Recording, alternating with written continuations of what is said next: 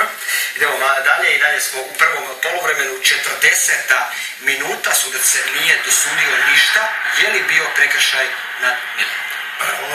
Ovdje se vidi uloga ovih sudaca sa strane i iza gola. Sudac nije uopće pratio ovu akciju, što je i normalno, jer se igra na drugu stranu, međutim ovo je očigledni faul da broj 29 Borusije namjerno ulazi u suparnika bez da igra loptom i mislim da je ovdje velika greška suca. Još jedna pogreška suca. Da. Dobro. Toliko iz prvog poluvremena. 60. minuta, drugo poluvrijeme, vodstvo Bayerna od 1:0. Je li ovdje sve čisto? Evo, to je pravi primjer takozvane druge akcije što internacionalni bord traži od sudaca da se pusti. Znači u momentu upućivanja lopte Mandžukić je u zaleđu, ali Robben nije. Robben prima loptu, nakon toga se lopta odbija od vratara, dolazi do Mandžukića i postiže goditak iz druge akcije i goditak je regularan. Goditak je regularan, 1:2.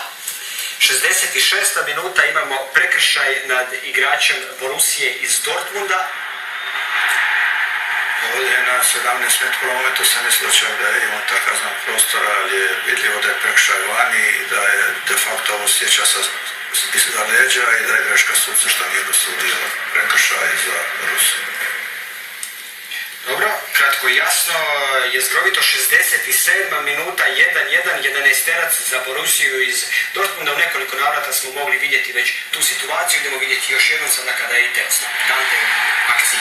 Mislim da tu nemamo što reći. Vizoli je na par metara, samo svjesno je pokazao na kazneni udarac i lijepo kaže Dante, nemamo o čemu tu pričati. Ovdje se radi o neopreznom startu, prekršaj, došao je čim ima dodira noge iz suparničkog tijela, znači i ako govorimo o neopreznoj igri, jasno da je ovo izravni udarac, a pošto je to unutar kaznenog prostora, onda je to prekršaj za kazneni udarac i naravno nije svaki prekršaj za opomenu, pa da bi to bila druga opomena isključenja. Gospodo, hvala vam toliko, poštovani gledatelji, za večeras malo se odužila naša emisija.